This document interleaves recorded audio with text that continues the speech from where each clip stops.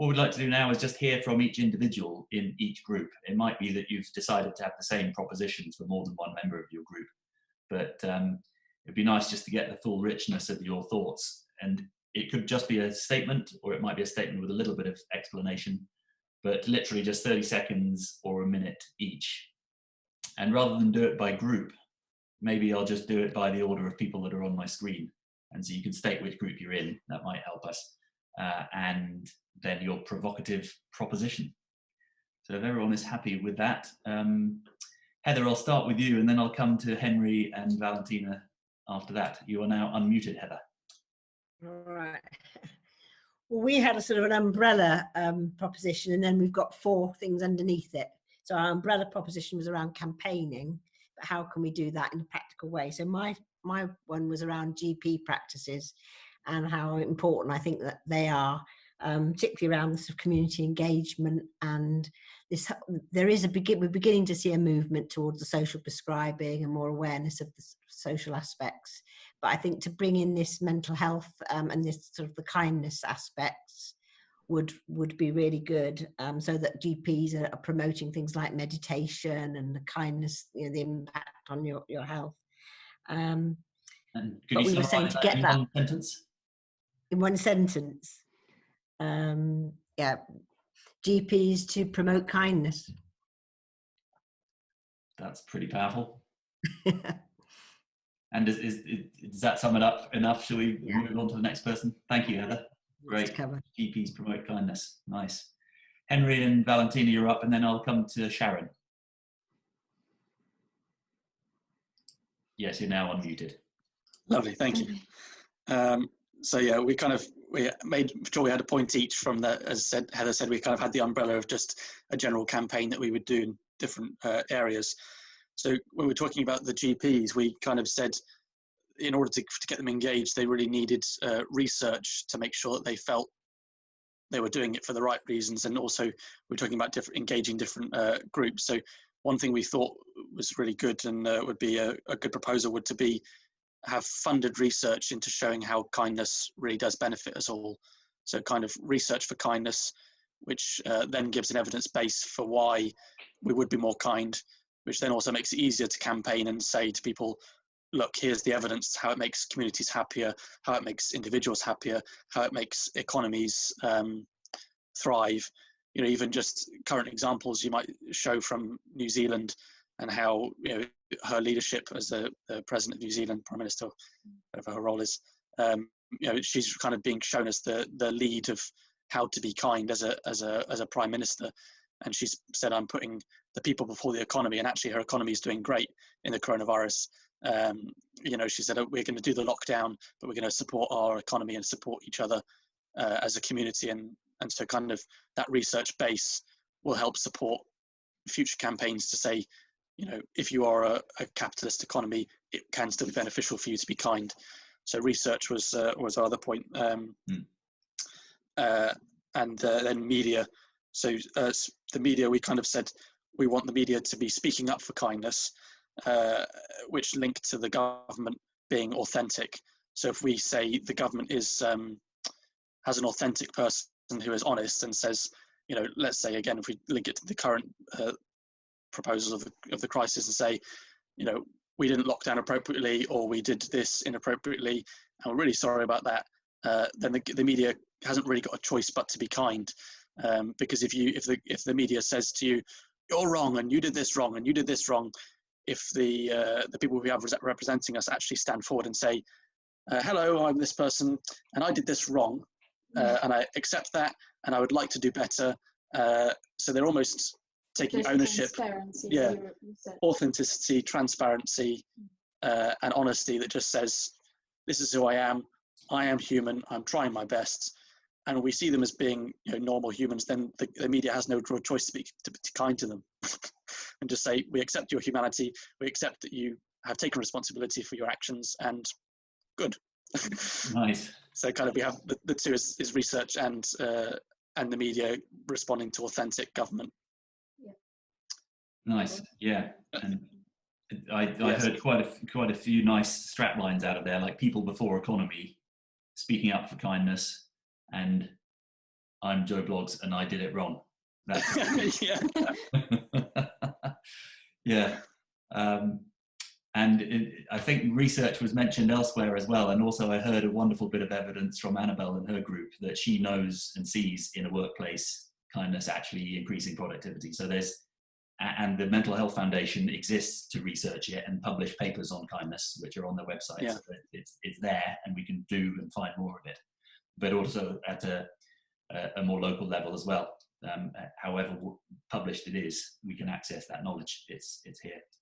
Yeah, what I found quite interesting is, sorry, just a quick one with just related to it is within research, it's also researching on groups that we think need that, because there's lots of research, not to be blunt, but in white middle class communities who actually don't need that much help. You know, white middle class generally have quite good networks and support systems in order to be healthy. They may struggle with anxiety and some mental health issues, but actually the research generally shows they're not as struggling as lower socioeconomic status cultural minorities, and the research isn't really there as to how they can engage differently. So I think we also kind of mentioned as to how research could be shifted to ensure that we engage all communities that need to be engaged in kindness. Yeah. Pretty productive 20 minutes there. Well done, Drew. Sharon, can we come on to you, and then Annabelle after you? You are now unmuted, Sharon. Yeah, we had a great conversation for the 20 minutes. I was with Maria, and I was also with, what was the other lady's name? I can't remember, that went off to a meeting. Kate. But basically, ours fell into 3 categories: education, government, and the individual. And we came up with headings for all 3 areas. So if I can hand you to Maria now, who was in our group, she's actually written them down. I didn't write them down. So if Maria, I don't know if you want to say what the title is. Yeah, you're now unmuted, Maria. Okay, so I'm going to go to schools first, or education. And this was Sharon's slogan, if you like. Kids conquer kindness in the community. So the whole Sharon's hope of bringing kindness into education, and more than that, just seeing far more than that within the education system and seeing a transformation there. The economy one came up because, again, as Sharon was talking about the ideas of, wouldn't it be fabulous if we could ask the billionaires for, you know, really inputting to basically public spending as well as charitable donations, which a lot of them do, but it's encouraging even more. We had a conversation around that. My suggestion that if you look at the donut economy, you'll end up with less billionaires anyway, and we'll stop having a growth economy that encourages that, and therefore there will be a better sharing. But our slogan from that became billionaires act of kindness. World is fed, no more starvation. So there we are. That was a bit of world news there. Billionaires act of kindness, world is fed, no more starvation.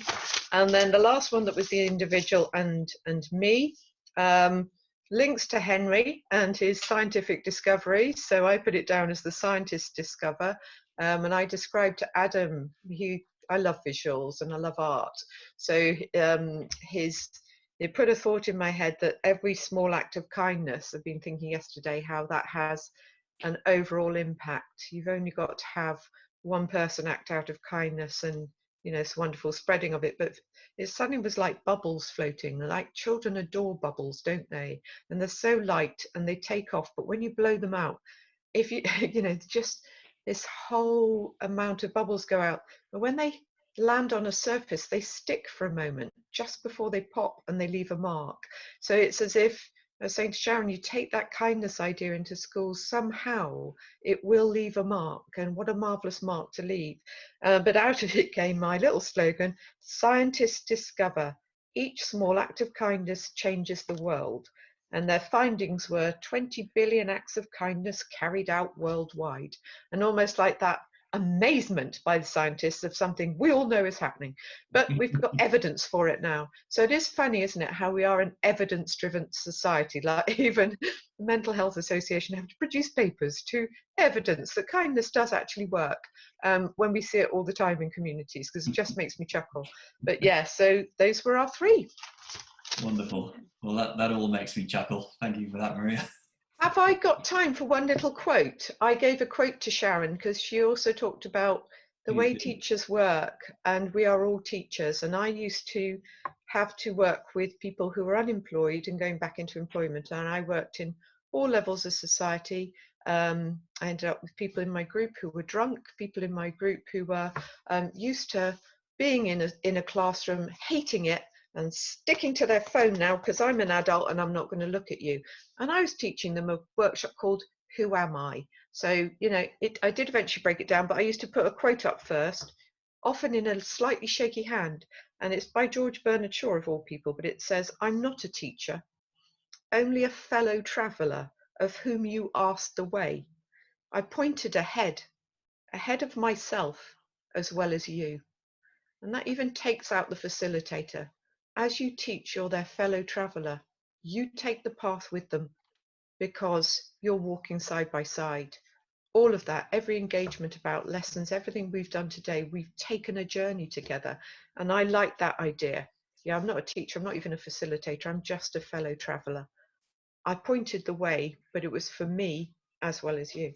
So there we are. It's a nice little quote. I'll put it in our chat if you like. That's me done. Thanks, Adam. Well done, Marie. You're very welcome. Thank you for Thank those. you, Sharon. Nice to be fellow Thank you, travelling Marie. with you. And thanks, Sharon, as well. Now we'll move on to Annabelle, and then we'll come to you, Gail. Gail Ward after that. Annabelle, you are now unmuted. So I had Jane and Alison in my group. Jane had to leave earlier. So we discussed our own individual dreams from yesterday. So I came up with consideration of others. How before lockdown, everyone was just so inconsiderate of others potentially, and how they were just so busy with our own lives that we never really considered everyone else around us sometimes. And it only took one bad thing to say to another person, and then that could potentially make that person sad for the rest of the day, when actually it wasn't a reflection of that person, it was a reflection of that other person that said it to them. So I think it's consideration of others would be the dream and the task going forward. And I think with lockdown, everyone has been more considerate of everyone because we are all in it together, but everyone's going through it individually in different ways. And when we're in like the supermarkets and stuff, you're more considerate of the other people around you. So I think we were discussing consideration, and then also meeting people who are unkind to us with kindness, and how we would do that. And I think perhaps they would be expecting someone to say something horrible back or just take it and say, but I think meeting that person with kindness would make them actually take a step back in their mind and be like, well, I was not expecting that. And I think when those kind of people will probably go away and consider how that person reacted to them, because they probably just normally faced with grumpiness and yeah, okay, I'll do it. So we were kind of thinking about how we would put it into the community of consideration of others and kindness. And we discussed about doing kindness workshops in the workplace to get people thinking more consciously about how to be kind and more considerate of others, and doing different workshops, getting everyone to do like a similar thing to what we've done this week, defining their own kindness, their own dreams. And then Alison came up with a statement. So I'll pass over to Alison, if you don't mind, and then she can discuss the statement she said. Alison, you're now unmuted. Now I'm muted. So I think we were trying to think of we were talking a lot about kindness in the workplace, recognising that from the survey that you did, there was a small percentage of acts were recognised as being in the workplace. And so our slogan was, or our statement was, kindness pays. And we thought that if you saw that everywhere, it would possibly raise questions in a mind, rather than just absorb it just as a blank statement. If you start to question it, you'll actually process it more and then engage more with it. And there will be a lot of evidence to show that the benefits of kindness. And we talked a lot about Annabelle's workplace, which just sounds fabulous, where they do have really low staff turnover, and high staff satisfaction, and productivity is so good, and to the point that they've got people coming to them and asking to see how they're doing it. So there was something around capturing that And underneath that statement of what is kindness, that then gives layers and layers of opportunity with so workshops in the workplace, thinking about even starting off by, as Annabelle says, doing what we've done today, this week, in clarifying assumptions, because what's kind to one person isn't necessarily kind to another. And if you sit down as a group of people who work together and just talk about what kindness means to you, I think it could be quite amazing, quite enlightening for a group to recognise that other people have different ideas of what kindness is. So you might be trying to be kind to somebody, but it's your kindness. It's the kindness that you're giving, not necessarily the kindness that they need to receive. So there's lots around that, and then also around the importance of self-care. Because if in trying to be kind to people, particularly those people who are perhaps being unkind, there's a gap between their action and your reaction. And in order to be able to be at your best in that moment and to be consciously kind, we have to feel grounded and secure and strong in ourselves. There's a really important, I've written down own mask first. It's a bit like the oxygen mask, isn't it? You can't give your best to other people if you're not at your best yourself. And so it's valuing that, the importance of self-care. And the other thing that's just come into my mind as we're just talking now is, you've given us a lot to think about, Alison. If I can interrupt you, and there's just 3 more people I'd like to hear from sorry, before we close, and I'm sorry we're slightly on time now, but Gail, I'd like to hear your thoughts, and then we'll hear from Danielle and finally Ellen. You're now unmuted, Gail.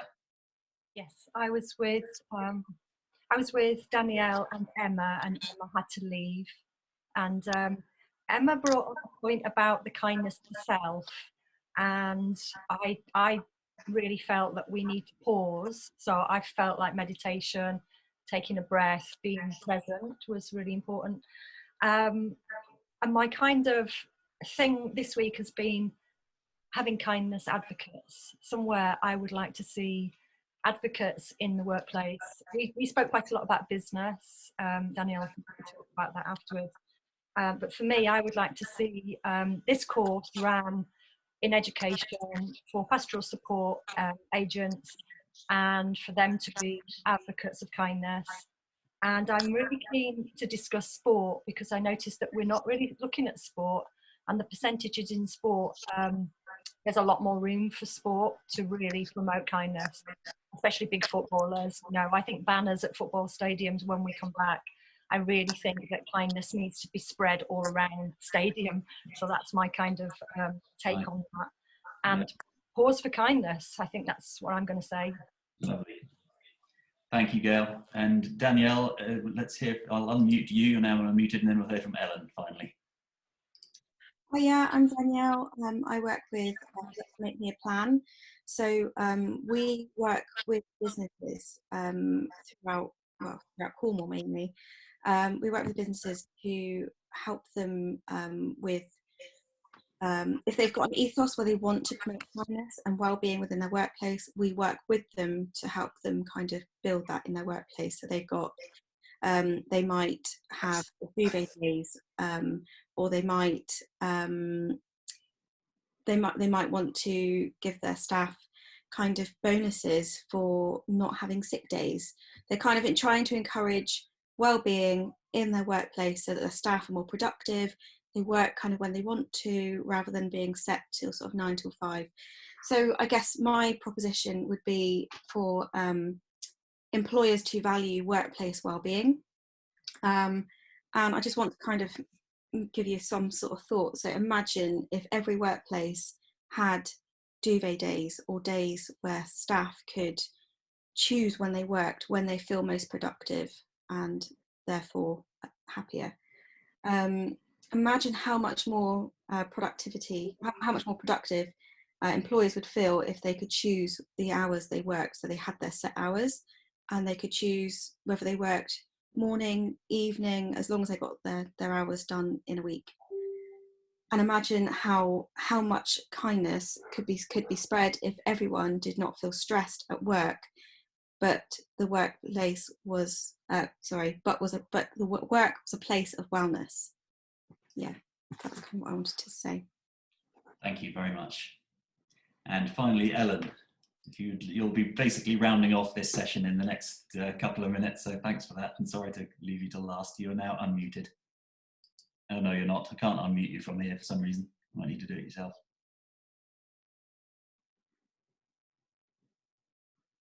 There we are. Okay, I think I'm unmuted. Yeah, my point when we were talking about things in our group discussion was about children.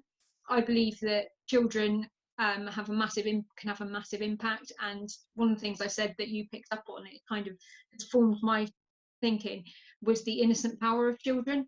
That when they learn about things in school, they go home and they share that with their families, and it makes it spread out. We talked about recycling as a result of that. So my strapline was acts of kindness escalate through the innocent power of children. All right. Go us. And nice timing. Thanks, Ellen, for leaving me 30 seconds to close out the meeting. Really valued and appreciated your contributions and dedication to these groups and managing them and having the voices. It is, you know, we're all in this together and all pointing towards something else, even though it's not that clear what it is that we're pointing. Well, actually, it is pretty clear what we're pointing at. And I feel that now we've got some great material to work on tomorrow. We don't yet know, and we'll figure out in the course of tomorrow who's going to work on what and with whom. But we'll find a solution, because it doesn't so much matter how we structure it. We'll carry on learning and carry on sharing, and I know that that's going to be possible. So we'll leave it there for today. Thanks so much for your ideas. There'll be a feedback form coming out to you as well, which is really helpful if you've got a moment to fill that in. You've got all of the survey material there online if you want to delve into that anymore. But tomorrow will be about getting into action and finding some bubbles, some ways forward, so that we can flow like a river and we don't need to stress ourselves or worry about outcomes or scientific evidence or any funding like constraints or anything like that. We can flow, meander, and inevitably will make progress and certainly enjoy and derive energy from the process. Thank you all very much for your kindness, and it's wonderful to see you all. Look forward to seeing you tomorrow. More people can join if you want anyone else to come with you. Details on the website. Have a lovely day. Chat to you tomorrow morning for those that are joining then. Thanks, Katie, and thank you all. Bye-bye. All right, thank you. Thank you very much. Bye.